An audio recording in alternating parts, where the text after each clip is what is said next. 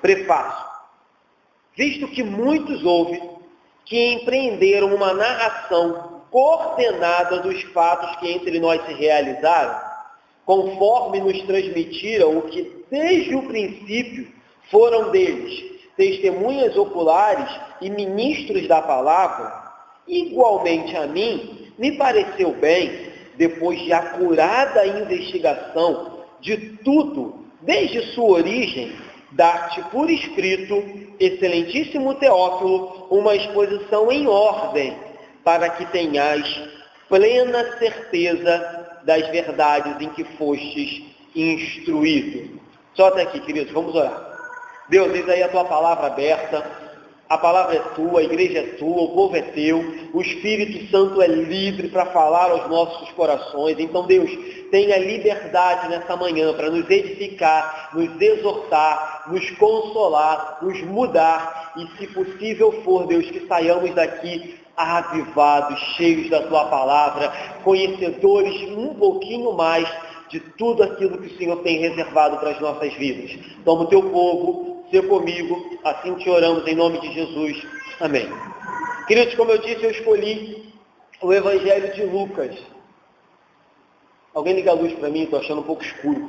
Eu escolhi o Evangelho de Lucas para que nós tenhamos um início desse nosso ministério juntos, eu como pastor, vocês como igreja, para que nós consigamos meditar em verdades bíblicas valiosas, profundas, doutrinárias, mas também em palavras que em alguns momentos são palavras de conforto, palavras de ânimo, palavras de consolo, mas em alguns momentos palavras duras. O interessante de se fazer uma série de mensagens ou de se pregar um livro inteiro é que, como eu brinquei aqui domingo passado, ninguém pode falar, poxa, o pastor está pregando para mim. Poxa, o pastor escolheu esse texto para mim. Olha, esse texto eu não gosto muito, porque nós pregaremos todo o Evangelho de Lucas. Então, em alguns momentos, glória a Deus, serão momentos de alegria. Alguns momentos serão momentos de puxões de orelha, momentos em que a palavra vai nos exortar, vai nos confrontar. Mas esse é o interessante da gente pegar todo um livro e não fugir, não pegar versos isolados, passagens isoladas, porque isso, tanto eu posso ser tendencioso, eu gosto mais de alguns livros. Como os irmãos podem ser tendenciosos e falar, não, eu não gosto de ouvir determinadas palavras, porque eu acho que as palavras têm que ser sempre assim. Então, de cara, pegar um livro inteiro já vai fazer com que nós tenhamos uma ideia geral do que é o Evangelho. Já vai fazer com que irmãos que talvez já estão há anos na igreja e estão de forma amortecidos para as verdades do Evangelho, revivam isso. E irmãos que talvez se achegaram agora e que ainda não tiveram a oportunidade de estudar detalhadamente, verso a verso, o Evangelho, vão descobrir. Então é muito interessante que você traga a sua Bíblia domingo a domingo, que se você quiser traga uma caneta, faça anotações, me pergunte se ficar dúvida, mas que você tenha certeza que no final desse período você possa dizer, eu ouvi um Evangelho inteiro sendo pregado. Eu conheço um Evangelho inteiro. Eu sei desde o nascimento de Jesus. E Lucas vai falar antes do nascimento de Jesus. Ele pega ainda no nascimento de João Batista. E você vai poder dizer, eu ouvi falar, eu li, eu estudei antes do nascimento de Jesus e fui até a sua ressurreição. Então, se amanhã ou depois você terá argumento, inclusive, e conhecimento para não debater, eu diria, mas para conversar, para explicar para uma pessoa, para um vizinho, para um parente, o Evangelho todo, e não apenas versos isolados. Eu não estou dizendo com isso que eu e que você sairemos daqui conhecedores de todos os mistérios de Deus, porque isso é uma grande bobeira. Nós nunca sairemos daqui conhecedores de todos os mistérios.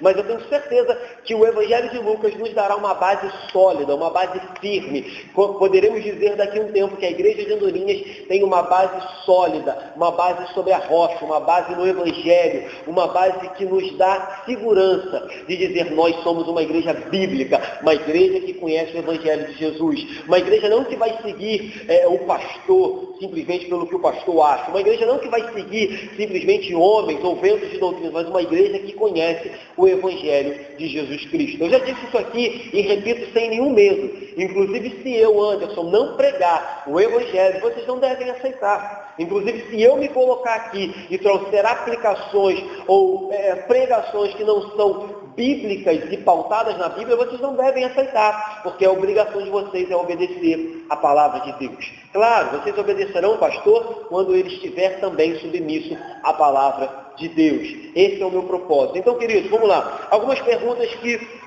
nós já podemos fazer antes de ir para o texto. Quem escreveu o Evangelho? Talvez hoje seja muito fácil. Você vai falar, claro, é Lucas que escreveu o Evangelho. Está escrito aí, ó. Evangelho segundo escreveu Lucas. A minha Bíblia está dizendo, Anderson. Sendo que a verdade é que nós vamos estudar toda a carta. E se você quiser, leia ela durante a semana. Você não vai ver em nenhum momento Lucas se identificar na carta. Você não vai ver em nenhum momento Lucas falar, sou eu, Lucas, que escrevi essa carta. Mas a tradição, a nossa teologia, a igreja primitiva, os pais da igreja, que são aqueles, a gente chama de pais da igreja, aqueles teólogos ou pastores, bispos, que vieram logo em sequência aos apóstolos. Os apóstolos morreram. Aqueles homens que foram a geração direta dos apóstolos, nós podemos dizer os discípulos dos apóstolos, nós chamamos de pais da igreja. Então os pais da igreja, a igreja primitiva, a teologia como um todo, considera que quem escreveu esse evangelho foi Lucas.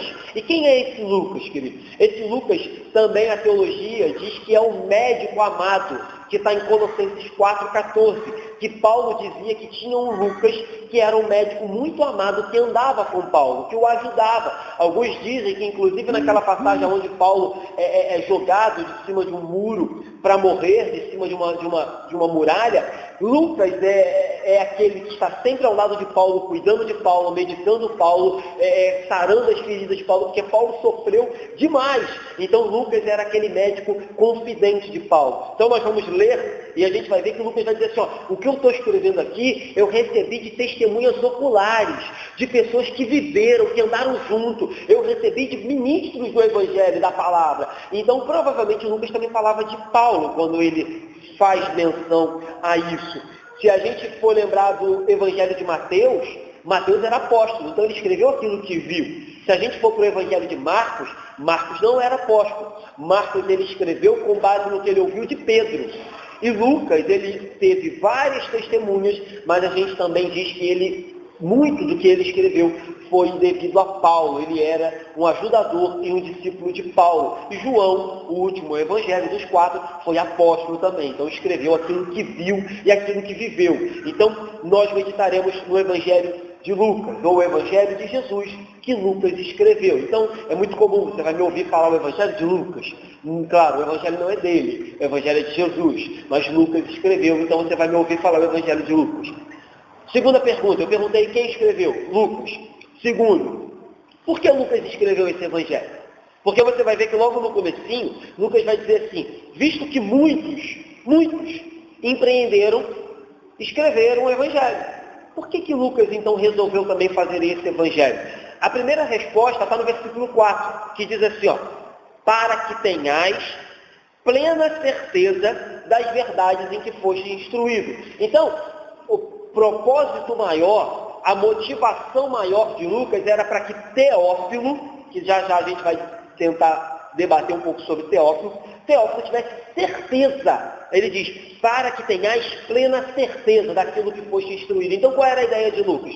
Se Teófilo, era crente já em Jesus, já tinha ouvido falar sobre Jesus, Lucas queria que ele se fortalecesse na fé. Então ele diz, para que você tenha certeza das verdades que você ouviu. Então talvez hoje você esteja aqui na igreja, e a gente vai começar hoje essa série em Lucas, e você já seja crente, você já tenha ouvido do Evangelho, você já tenha confessado Jesus. Então esse estudo vai servir, como Lucas diz, para que você tenha certeza, para que você fortaleça a sua fé, para que você firme as verdades que você ouviu talvez há 10 anos na igreja de Andorinhas, talvez há 20 anos, e que talvez, como eu disse, algumas dessas verdades já até estejam amortecidas, porque o tempo passou, porque você se acomodou, porque o mundo te ocupou tanto que você não conseguiu mais meditar no Evangelho. Então, o Evangelho de Lucas, essa série vai servir para que você tenha certeza das verdades em que foste instruído. Mas suponhamos que Teófilo não fosse crente, ou que você frequenta a nossa igreja e que porventura você ainda não tomou uma decisão acerca de Cristo. Essa série vai servir primeiro para que você descubra quem é Jesus Cristo E segundo, para que você tome uma decisão por Jesus como seu suficiente e o único Salvador da sua vida. Então, para isso vai servir essa carta. Para aqueles que já são crentes, não, Anderson, eu já sou crente, tenho certeza da minha salvação. Então, você vai ser mais e mais edificado com essa carta. Não, Anderson, eu não tenho certeza. Eu frequento a igreja de Andorinhas há anos, mas eu não tenho certeza. Então, essa carta vai servir para que você se derrame aos pés de Jesus, se lance aos pés dele e descubra que ele é o Filho de Deus, o Verbo encarnado, o Messias prometido, o único que pode te levar para o céu. Sem ele, você e eu estamos perdidos. Então, talvez esse seja o propósito de Lucas, e esse propósito vai nos alcançar nesses meses em que nós estaremos pregando sobre o Evangelho de Lucas. Outra coisa muito interessante, depois você leia, fazendo uma comparação com calma em casa. Lucas vai trazer verdades que não tem nos outros evangelhos. Não que isso coloque Lucas em confronto com os outros evangelhos, mas Lucas traz verdades mais profundas e verdades que o Espírito resolveu que só estivesse no Evangelho de Lucas. Então, por isso que nós devemos ler o Evangelho de Mateus, o Evangelho de Marcos, o Evangelho de Lucas, o Evangelho de João, para que nós tenhamos uma ideia completa. Mas por que eu estou falando de Lucas? Porque do capítulo 1 ao 3, Lucas vai trazer 161 versículos que só tem aqui. Ele vai trazer a visita dos anjos, ele vai falar sobre o nascimento de João Batista, o nascimento de Jesus, com detalhes que em outros evangelhos não tem. Ele vai falar acerca da visita que Maria faz a Isabel, quando as duas estão grávidas, coisa que nos outros evangelhos não aparecem. Então, o evangelho de Lucas tem riquezas maravilhosas que nós estaremos meditando também. Então eu falei, quem escreveu o evangelho, por que escreveu o evangelho? E terceira pergunta, onde e quando Lucas escreveu o Evangelho? Lucas escreveu esse Evangelho provavelmente junto com Paulo, quando Paulo estava preso em Roma. Então esse Evangelho foi escrito em Roma, quando o apóstolo Paulo estava preso, Lucas o acompanhava para ajudar, para ser seu cooperador nas prisões, nas cadeias. Então Lucas aproveitou para escrever o Evangelho. Então esse Evangelho, ele é escrito no ano 61, provavelmente 63 depois de Cristo. Então você vê, Jesus Cristo foi assunto aos céus no ano 33, Lucas vai escrever isso aqui 30 anos mais ou menos depois. Então muita coisa já havia acontecido. A igreja de Cristo já estava com as suas bases fincadas aqui nesse mundo, já estava alicerçada, os apóstolos já estavam, digamos que experientes. E outra coisa que vale a pena você lembrar, esse é o único evangelho que tem 2 volumes. Aí você fala, como isso? O Evangelho tem 2 volumes? O Evangelho de Lucas, ele não é apenas o Evangelho de Lucas. Lucas escreve ao mesmo tempo Lucas e Atos dos Apóstolos. Então esse Evangelho tem 2 volumes. Então você vê, Lucas ele não só escreve sobre Jesus, porque ele começa antes de Jesus. Ele vai começar aqui falando sobre a visita dos anjos a Isabel para falar do nascimento do precursor do Messias, João Batista. Mas ele não satisfeito com isso, ele fala sobre toda a vida de Jesus, como ele estava com Paulo, um dos apóstolos mais ativos da igreja primitiva, ele escreve também Atos dos Apóstolos. Então ele nos dá um relato não só de quem Jesus era, mas também do que é a igreja de Jesus Cristo. Como a igreja começou, quais os primeiros passos da igreja, como a igreja vivia, qual era a atitude dos primeiros crentes. É isso que Lucas vai nos dar. Então você vê que o evangelho de Lucas ele é riquíssimo, porque além do evangelho de Jesus, além de falar da vida de Jesus, ele nos conta a história da igreja de Jesus. Então ele vai de João Batista, antes do nascimento de João, até o Evangelho sendo já espalhado por Roma, até o final do Evangelho de Atos. Então isso é muito interessante também. Outra coisa, para Lucas, Jesus era Deus, mas ele era também o homem perfeito, ou aquilo que Deus planejou para a humanidade. Jesus é essa perfeição que Adão não conseguiu ser. Jesus representa aquilo que um dia, quando estivermos no céu glorificado, nós seremos, a semelhança dele. Homens e mulheres perfeitos à imagem daquele que nos criou. Então Jesus para Lucas é Deus, mas é um homem perfeito. Uma quarta pergunta, e nós vamos entrar no texto.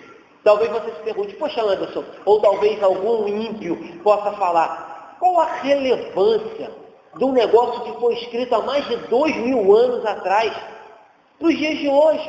Hoje o mundo é moderno, hoje as coisas são rápidas, hoje o negócio é a internet, Hoje o negócio é filosofia, faculdade, hoje o negócio são informações, política. Qual a relevância de algo que foi escrito há mais de 2000 anos para a minha vida? Talvez você, como crente, possa perguntar, ou talvez algum ímpio possa falar isso para você: ô, fulano, qual a relevância desse papel que foi escrito há 2000 anos atrás?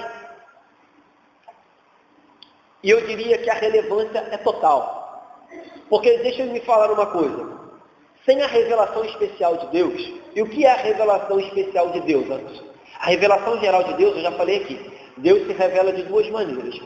A revelação geral de Deus é a natureza, é tudo que Ele criou. Quando eu olho para a natureza, eu consigo dizer, existe um Deus criador que criou isso. Porque se não fosse Deus, o acaso não tem como criar coisas perfeitas. O acaso não tem como criar animais tão belos e raças tão diversificadas como nós encontramos na humanidade, na fauna, na flora e na natureza. Quando eu olho para uma mulher grávida, quando eu olho para uma criança que já desde pequena tem semelhança com os seus pais, eu tenho que falar, Deus criou essas coisas.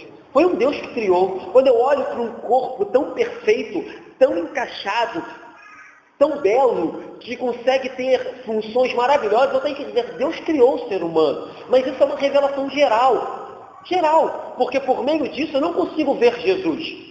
Mas quando eu vou para a revelação especial de Deus, que é a Bíblia Sagrada, eu consigo ver Jesus Cristo crucificado e ressuscitado pela minha e pela sua vida. Então, o que eu quero dizer? Por que o Evangelho é relevante? Porque sem a revelação especial, sem o Evangelho, o ser humano está em trevas.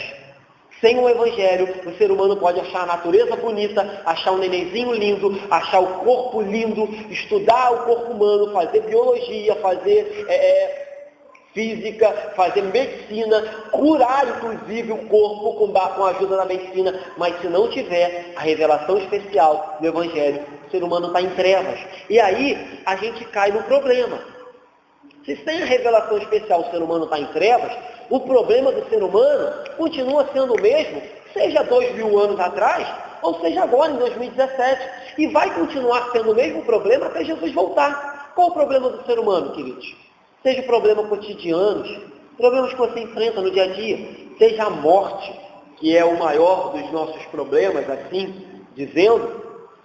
O maior problema de todo ser humano é como que nós vamos nos apresentar diante de Deus e ser justificados. Como nos apresentaremos diante de Deus naquele grande dia, diante do seu trono branco, diante do julgamento, e seremos justificados.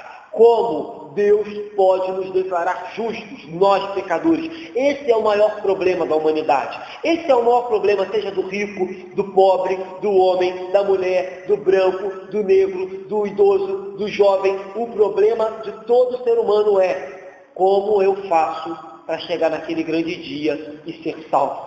Como? Por isso que o Evangelho é relevante, porque Lucas, ou os Evangelhos, vão nos trazer essa resposta. Como que eu e você podemos chegar naquele grande dia no céu e ouvir de Deus: vinde, benditos, porque vocês confessaram a Jesus Cristo, porque vocês são os meus eleitos, escolhidos, aqueles por quem eu morri. Vinde, benditos do meu Pai. E como não ouvir? Apartai-vos de mim para o fogo eterno, vocês que praticaram iniquidade. Esse é o maior drama do ser humano. O ser humano pode ter tudo nesta vida e chegar naquele grande dia e ainda não ter como ser justificado. Diplomas de teologia não vão livrar ninguém, anos de ministério não vão livrar ninguém, anos de igreja congregacional não vão livrar ninguém, ser dizimista não vai livrar ninguém, mas crer em Jesus Cristo vai livrar muitos e muitos e muitos da perdição eterna. Por isso o Evangelho é relevante. Por isso a Bíblia é relevante. Por isso que, independente do que o mundo fale, independente do que você vai ouvir na faculdade, independente do que você vai ouvir aí fora, independente do que os políticos vão decidir, a Bíblia sempre será a voz de Deus acima de todas as vozes. A Bíblia sempre será o nosso alicerce, o nosso guia, a nossa luz, a nossa única regra de fé e prática, porque ela sempre foi e sempre vai ser relevante. Se tirar a Bíblia, nós estaremos perdidos. A humanidade, ela é complicada.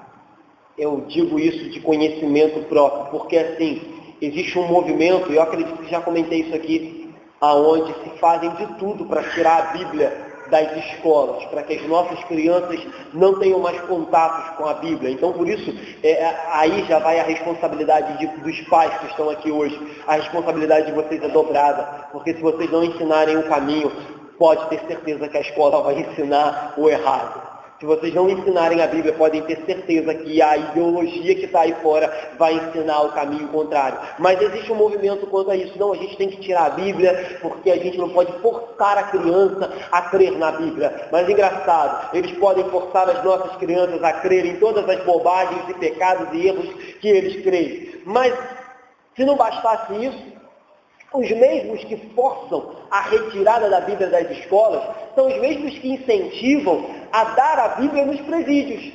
Você pode ir em qualquer presídio do estado do Rio de Janeiro, do Brasil, e que a Bíblia vai ser não só liberada, mas ela é incentivada. Ela é dada. Constantemente chegam caixas e mais caixas de Bíblia lá para distribuir. Mas engraçado, eles não querem que as crianças ouçam o Evangelho. Não querem que as crianças aprendam quem é Jesus e como devem viver de forma correta. Aí as crianças crescem, se envolvem com tudo que tem de errado, viram jovens problemáticos, cometem crimes e vão presos. Aí quando chegam lá, eles dão a Bíblia. Não, toma a Bíblia. Estão aqui, que aqui tem a solução dos seus problemas. Como é isso? Se na escola vocês não querem ensinar, depois que o caldo derramou, vocês querem resolver o problema? Então entenda uma coisa, a Bíblia é relevante para mim e para você e para toda a humanidade. Pena que a humanidade não abre os olhos para isso. Ou quando abre, já é tarde demais em alguns casos. Vai abrir quando o camarada já está lá, até o pescoço atolado, envolvido num monte de problema, aí dão a Bíblia na mão dele. Mas não poderiam ter feito isso lá no início, quando ele era jovem, quando ele era criança? Esse é um problema da nossa humanidade. Então, queridos, entenda isso. O Evangelho sempre será relevante, como foi naquela época, ainda é hoje. Outra coisa interessante é o seguinte, que Lucas, ele diz assim, Teófilo, eu estou escrevendo isso para que você tenha certeza das verdades que você foi instruído. Então, assim, enquanto Satanás faz de tudo para que nós não ouçamos o Evangelho, enquanto Satanás faz de tudo para que nós não nos rendamos às verdades da Bíblia, essa é o maior de todos os propósitos do nosso inimigo das nossas almas, cegar as nossas vistas, tampar os nossos ouvidos, embrutecer o nosso coração para que nós não acreditemos em Jesus. O Evangelho é o contrário. Lucas diz, eu vou escrever detalhadamente tudo o que Jesus fez para que você tenha certeza da verdade. Enquanto o inimigo quer fechar os nossos olhos e nos contar mentiras, o Evangelho escancara a verdade, diz, eis aí a verdade. E o mesmo Evangelho em João diz que pela verdade conhecereis a verdade vos libertará. Enquanto o mundo vive imerso a mentiras, como a irmã falou aqui, vivemos um período agora de carnaval, onde uma alegria mentirosa durou 4, 5 dias e depois a ressaca vem e tudo termina numa quarta-feira de cinzas, aonde é só tristeza e só remorso e só problema, mulheres que saem dali grávidas, pessoas que saem dali com doenças sexualmente transmissíveis, pessoas que saem dali com casamentos destruídos. É isso que o mundo tem a pregar. Mas o Evangelho vem e diz, eu tenho uma verdade, eu tenho vida eterna, mas o inimigo quer fazer o quê? Tire a Bíblia da mão deles. Pasmem com o que eu vou falar agora, mas é verdade. Talvez seja por isso, queridos, que a Bíblia tem sido tão pouco pregada em alguns cultos. Porque a mentira já tomou conta. Porque já deram espaço para que o inimigo, inclusive, impeça que a Bíblia seja pregada nos cultos de hoje. Porque o inimigo sabe que quando a Bíblia é pregada, cadeias são rompidas, pessoas são libertas, pessoas são curadas, almas são levadas para o céu, porque a Bíblia foi pregada e Jesus foi revelado. Talvez seja por isso que muitas igrejas hoje não preguem mais a Bíblia. A Bíblia fica de canto, a Bíblia não é mais tão relevante, colocam tudo dentro do culto, e a Bíblia, se der tempo, a gente faz uma pregaçãozinha de 15 minutos, se der tempo, a gente faz uma aplicaçãozinha rápida, e o povo vai feliz para casa. Talvez seja por isso, porque tenhamos tantas pessoas na igreja hoje, rasas, superficiais no Evangelho, porque frequentam a igreja há anos e não conhecem a Bíblia a fundo, porque ela é a palavra de Deus para nos salvar. Vamos lá, queridos. Por último, antes de eu entrar no texto, a Bíblia também, ela é relevante na ética, porque você vai ver, eu não estou dizendo que nós, crentes, somos perfeitos, mas geralmente, um cristão tem uma ética diferente da ética do mundo. Geralmente, a postura de um crente é diferente da postura do mundo. E isso só é possível pelo quê? Pelo Evangelho. Você não acorda da noite para o dia e resolve ter uma postura diferente da que você tinha. Você não acorda da noite para o dia, olha para o sol e fala, eu acho que a partir de hoje eu tenho que amar os meus inimigos. Você não vai olhar para o sol e vai descobrir isso. E o mundo nunca vai te ensinar isso, porque o mundo vai dizer, com o teu inimigo, meu camarada, o mundo tem até um ditado, né? Deixa ele perto, porque se você deixar ele longe, ele faz alguma coisa pelas suas costas. Aí o Evangelho vem, a revelação especial vem e diz assim, ame os vossos inimigos, ore por eles. Isso é loucura. Isso é uma ética que o mundo não tem, que você só vai ter como? Quando lê o Evangelho, quando descobrir o Evangelho. Então o Evangelho ele é relevante, não só para a alma, mas ele é relevante para a sua postura do dia a dia. Então cuidado, se a sua ética, se a sua moral, se os seus costumes são parecidos com o do mundo, provavelmente algo está errado com o Evangelho que você está lendo. Ou você não está lendo o Evangelho e diz para o pastor que lê. Mas vamos lá, vamos para o texto. Prefácio. O prefácio aqui, queridos, na sua Bíblia deve estar escrito prefácio. Nada mais é do que uma introdução. E nessa introdução, Lucas vai falar de duas coisas. A motivação. E motivação é o quê? Motivação dele escrever o Evangelho. É para quê? Lucas, para que você escreveu esse Evangelho? Aí ele vai dizer, a minha motivação foi essa. E ele vai dizer também qual foi o propósito. E o propósito é o porquê. Então, para que ele escreveu esse Evangelho? Então, ele escreveu esse Evangelho para quê? Ele escreveu um Evangelho, desculpe, irmãos, ele escreveu esse Evangelho por quê? É a motivação. Porque muitas pessoas já estavam escrevendo sobre o Evangelho. E que os acontecimentos de Jesus eram tão importantes que Lucas resolveu escrever esse Evangelho. Então esse é o primeiro porquê. Ele escreveu por isso.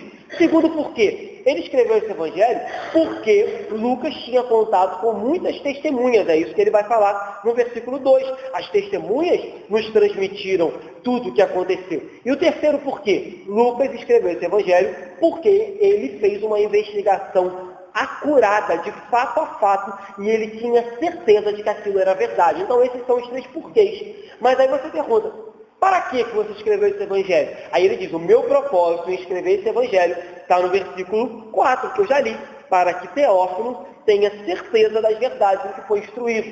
Alguns teólogos vão dizer assim, é complicado crer que Lucas escreveu um Evangelho inteiro para uma pessoa só. Então muitos acreditam que Teófilo era eu vou dizer um político nos dias de hoje, mas ele era alguém de influência no meio romano. Então a ideia era, Teófilo era novo convertido, ele quando recebesse o Evangelho de Lucas e Atos dos Apóstolos, ele teria muito mais poder para reproduzir e para expandir isso que Lucas tinha como verdade absoluta acerca de Jesus. Então, esses são os porquês do para quê que Lucas escreveu. Escreveu porque ele queria que Teófilo entendesse o Evangelho e para que muitas e muitas pessoas chegassem ao conhecimento desse Evangelho. Vamos lá, versículo 1. Visto que muitos houve que empreenderam uma narração coordenada dos fatos que entre nós se realizaram.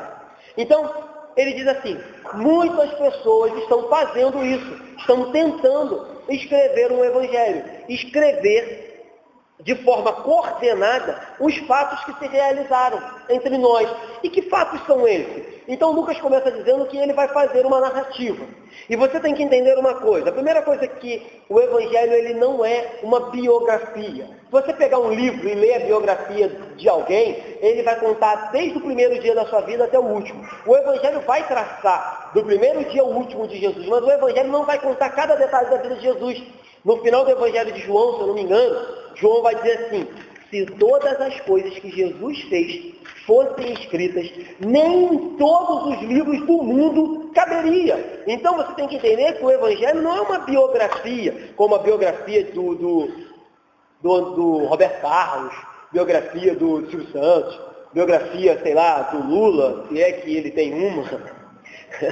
Mas o Evangelho não é uma biografia. O Evangelho não vai contar o primeiro dente de Jesus, os primeiros passos de Jesus, como esse pequeno está dando aqui agora. O Evangelho não vai entrar nessas minúcias. E, geralmente, quando as pessoas tentam entrar nesses detalhes que o Evangelho não contam, surge um monte de heresia, surge um monte de besteira.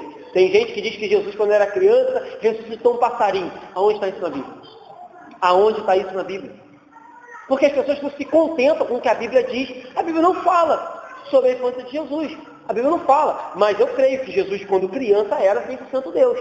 Ele era Deus. No ventre, a gente vai pregar isso daqui uns domingos. No ventre de Maria. Quando Maria chega perto de Isabel, Isabel já glorifica.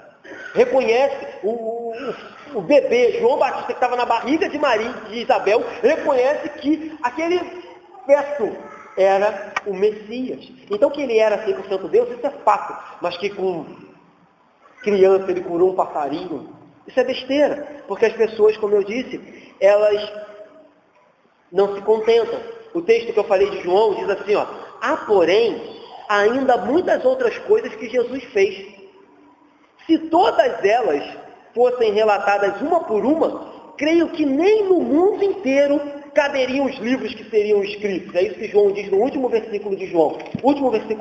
Então o Evangelho não é uma biografia de Jesus, é a narrativa do que ele fez. Ele nasceu, ele viveu entre nós, curou, libertou, salvou, morreu e ao terceiro dia ressuscitou e vai voltar para nos levar para viver com ele eternamente. Isso é o Evangelho. Mas aí, a pergunta que pode vir também é o seguinte: por que Lucas escreveu um outro evangelho se ele já disse que um monte de gente estava tentando fazer isso no versículo 1? Será que ele achou que os outros evangelhos eram ruins? Eu creio que não, porque no versículo 3 ele diz assim, ó: igualmente a mim me pareceu bem. Então, se pareceu bem a ele, é sinal de que ele não via problema nos outros que estavam tentando escrever. Provavelmente, entre esses outros, ele citava também Marcos, ele citava Mateus, que foram anteriores a ele. Mas Lucas, pela divina inspiração do Espírito Santo de Deus, escreveu esse evangelho que hoje é riquíssimo e que vai abençoar as nossas vidas. Mas por que ele escreveu?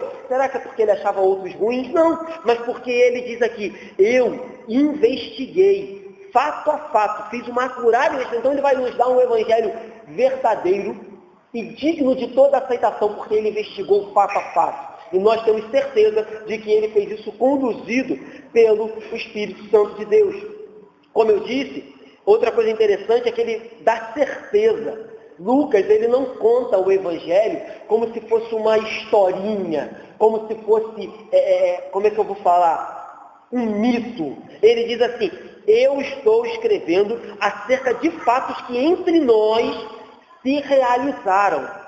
É verdade que ele não foi testemunha ocular, mas como ele andava com Paulo, ele viu o que Paulo fez, ele viu o que Paulo pregava, ele viu como o Evangelho transformava a vida de pessoas, ele viu milagres que os apóstolos fizeram. Então ele diz: é verdade, não é uma história, não é um conto que foi passando de gerações em gerações. Ele diz: os fatos se realizaram. É como se ele estivesse dizendo: lembra de tudo aquilo que estava escrito no Antigo Testamento?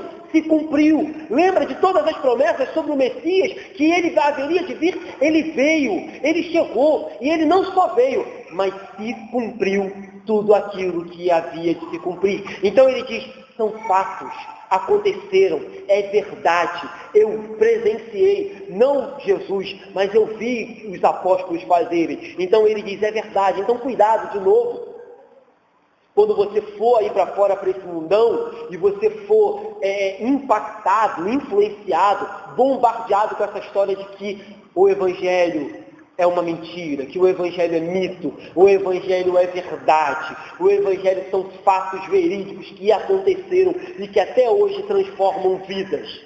Eu acho que eu já falei isso aqui. Algumas pessoas falam assim: o Evangelho era mentira, os apóstolos inventaram essa mentira. Aí a minha pergunta é: quem são os loucos que morreram por uma mentira? Se o Evangelho fosse mentira, se os apóstolos fossem mentirosos, por que eles morreriam em favor de uma mentira? Eu não morreria em favor de uma mentira. Se a minha vida estivesse a risco, eu falaria, para, eu confesso, é mentira, eu menti. Agora os apóstolos foram até o último minuto, até o último segundo, deram as suas vidas pelo Evangelho.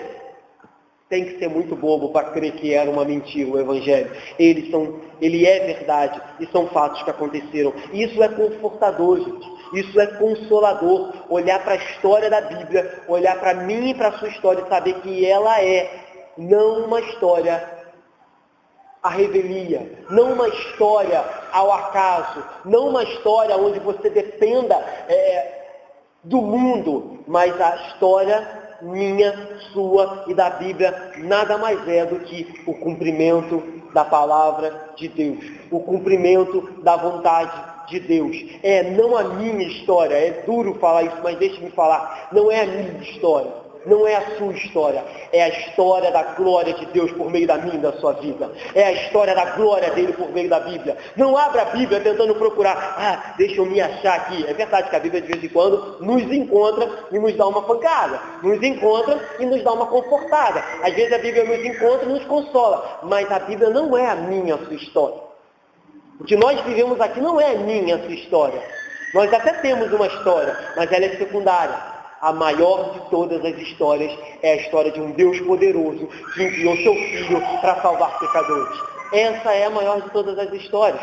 Cuidado com isso, não coloque a sua história na frente da história de Deus. Versículo 2. Conforme nos transmitiram os que desde o princípio foram deles testemunhas oculares e ministros da palavra. Então Lucas agora, ele traz embasamento para o seu evangelho.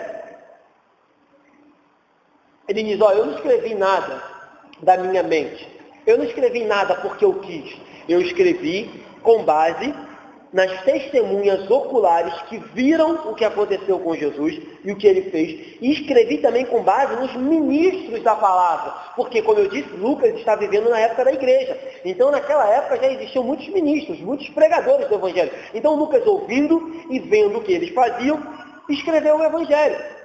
E isso é muito legal, porque, mais uma vez, você vê que o cristianismo não se baseia em vontades humanas, mas ele se baseia em fatos que aconteceram. Lucas vivenciou, Lucas investigou, Lucas fez, como ele diz aqui no versículo 3, eu vou ler, uma acurada investigação. Ele não saiu ouvindo besteira de qualquer um e saiu escrevendo. Ele não saiu pegando uma história de qualquer um e saiu colocando no papel. Ele foi confirmando com 2, 3, 4 testemunhas para que ele chegasse a isso. E claro, sempre conduzido pelo Espírito Santo de Deus. Então, mais um motivo para que nós tenhamos certeza de que o Evangelho é super confiável, porque ele além de inspirado, ele é conduzido por muitas e muitas testemunhas e pelos ministros, que aqui nessa época eram os apóstolos e seus discípulos. Versículo 3.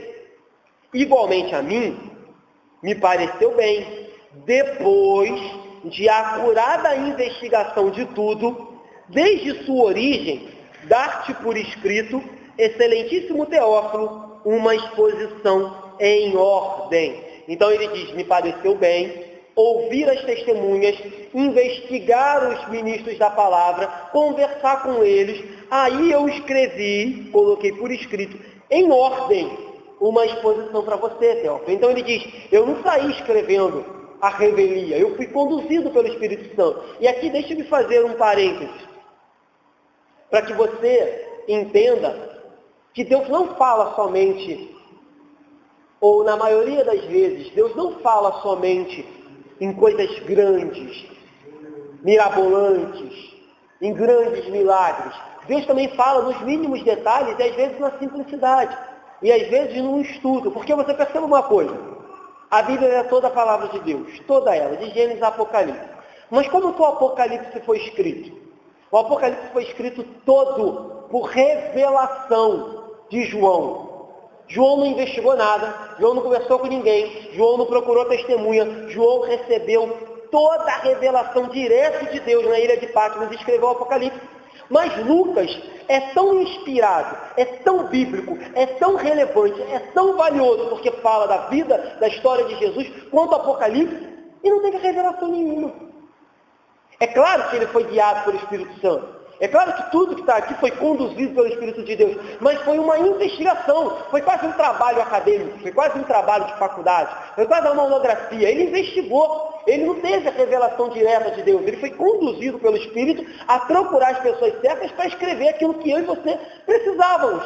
Mas entende como que a gente tem que dar valor tanto aos milagres como às simplicidades de Deus? A gente tem que dar valor tanto às coisas grandes de Deus, mas a gente também tem que dar valor às coisas simples, pequenas, porque Deus trabalha em ambos os lados. Deus trabalha no Apocalipse, mas Deus trabalha no Evangelho de Lucas, que foi uma investigação feita boca a boca, no papel. Então, cuidado, não valorize demais um lado, desvalorize o outro. Não desvalorize um lado e valorize o outro, porque você vai cair num erro, porque Deus trabalha em ambas as pontas, fazendo conforme Ele apraz. Então, queridos, quando eu digo que o Espírito conduzia Lucas, aqui é uma outra verdade teológica que eu quero falar de forma breve, mas é que, não esqueça, a Bíblia é a palavra de Deus. A Bíblia não contém, tem muitos teólogos que vocês vão ouvir na internet, ou talvez vão ouvir pregando. Se um dia pregar aqui, pode ter certeza que eu não convidaria para pregar de novo. Mas você vai ver muitos dizendo, a Bíblia contém a palavra de Deus, porque a Bíblia tem erros. Porque se ela fosse a palavra de Deus, ela não teria erros. Entenda uma coisa, nós cremos que a Bíblia é inerrante, infalível e inspirada. Ela não tem erro, ela não falha. Se porventura existe algo na Bíblia que nós não entendemos, se tem um texto na Bíblia que é difícil, o problema está na minha mente, no meu entendimento e naquilo que o pecado causou em mim. O pecado me fez ignorante para algumas verdades bíblicas. O pecado ainda continua nos atrapalhando a reconhecer algumas grandezas de Deus, a entender, a ver algumas verdades absolutas de Deus. Então, se existe ainda alguns versículos, algumas passagens difíceis, não é porque a Bíblia tem falha, é porque eu e você somos falhos, é porque eu e você temos limitações, é porque eu e você ainda não somos como seremos naquele grande dia no céu, a semelhança dele, e conheceremos todos os mistérios de Deus. Então, cuidado com essa história de que a Bíblia tem erro, cuidado com essa história de que a Bíblia tem falha, cuidado com essa história de que a Bíblia é um livro humano e que Deus usa ela. Não.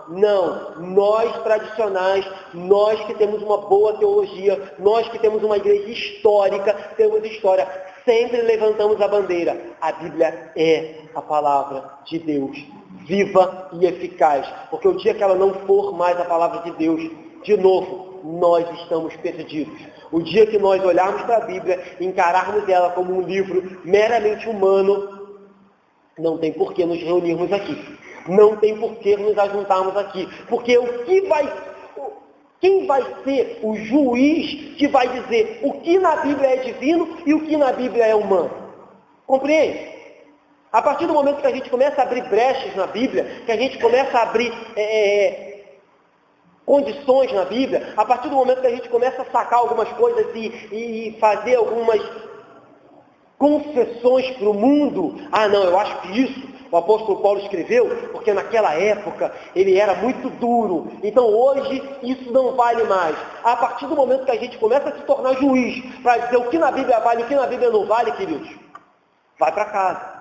Vai para casa, não precisa mais se reunir aqui nesse lugar, porque aqui nós sempre defenderemos que a Bíblia é a palavra de Deus, e que Ele é o juiz, e que se Ele diz que a Bíblia é toda a palavra dele, Ele é toda a palavra dele. Se Ele diz que eu não posso tirar nem colocar nada, eu não vou tirar nem colocar nada, porque o dia que nós nos colocarmos aqui como juízes da palavra de Deus para dizer o que pode e o que não pode, a gente já perdeu a visão há muito tempo. A gente já vai estar desviado há muito tempo. A gente já vai está muito distante. Aí a gente já vai se enquadrar naquele versículo de Apocalipse que diz que Jesus está à porta e bate. Ele não está à porta do pecador não, tá, gente? Ele está na porta do coração do ímpio batendo não. Ali ele está na porta da igreja, leia o contexto. Ele está na porta de uma igreja batendo, porque a igreja, no mínimo, se tornou juíza ao ponto de dizer, isso eu acredito, isso eu não acredito, isso eu aceito. Isso eu não aceito. Aí Jesus está na porta da igreja batendo, dizendo, se vocês abrirem a porta e permitirem que eu entro e mostro para vocês como é que é. Eu entro e ceio com vocês. Não é no coração do pecador não, tá? Tem um monte de pastor aí que pega o púlpito e diz, Jesus está na porta do seu coração batendo. Não é não. O contexto ali é para a igreja. Então que Deus nos guarde, que Deus nos livre da igreja de Andorinhas um dia fechar aquelas portas para Jesus. Vamos lá. Versículo 4, para a gente terminar. Para que tenhais plena certeza das verdades em que foste instruído. Então a gente termina, já falamos muito desse versículo, com uma certeza. Provavelmente Teófilo já tinha ouvido falar do Evangelho e provavelmente todos que aqui estão hoje já ouviram falar do Evangelho. E as minhas palavras para você e para mim nessa manhã é para que nós, Igreja de Andorinhas, em 2017, tenhamos certeza das verdades em que nós fomos instruídos um dia, para que nós não arredemos os nossos pés da rocha, para que nós não demos um passo à frente se Ele não for conosco, para que nós sempre possamos dizer como Moisés, Senhor, se o Senhor não for conosco, nós daqui não sairemos, nós permaneceremos aqui, porque o Senhor nos colocou sobre a rocha, e sobre ela nós ficaremos. Então, o versículo 4 fecha a nossa meditação de hoje. Como foi para Teófilo, é para mim e para você, para que nós tenhamos certeza de que o Evangelho é o único caminho, a verdade e a vida. Com certeza, com isso, Teófilo seria guardado de cair em alguns erros doutrinários. E nós, com certeza, durante todo esse estudo, seremos guardados, ou até mesmo livres de alguns erros teológicos, porque a Bíblia diz, o meu povo peca por falta de conhecimento. Então, falta de conhecimento, quando nós estivermos meditando no Evangelho, não vai ser o nosso problema. E nós também teremos certeza da salvação em Cristo Jesus, porque o Evangelho, eu já disse, diz que nós conheceremos a verdade e ela vai nos libertar, queridos. O meu desejo é que nessa manhã nós terminemos essa meditação, graças a Deus, porque Ele levantou homens como Lucas para nos dar a Bíblia Sagrada. Que nós saiamos daqui graças a Jesus Cristo, porque Ele veio, e não só veio, como teve a preocupação de nos deixar escrito tudo aquilo que Ele fez, para que eu e você não ficássemos à mercê de homem nenhum. Nós temos a Bíblia. Nós temos o Espírito, Ele nos revela, Ele confirma ao nosso coração aquilo que estamos lendo, Ele fala conosco no nosso íntimo, nas nossas orações, nas nossas leituras. Então, você não está preso a mim e eu não estou preso a você, porque nós temos a Bíblia Sagrada. Glória a Deus por isso, porque nós nunca seremos escravos de doutrinas, de homens, de igreja A, de igreja B, porque nós somos servos do nosso Senhor e Salvador Jesus Cristo. Amém, querido?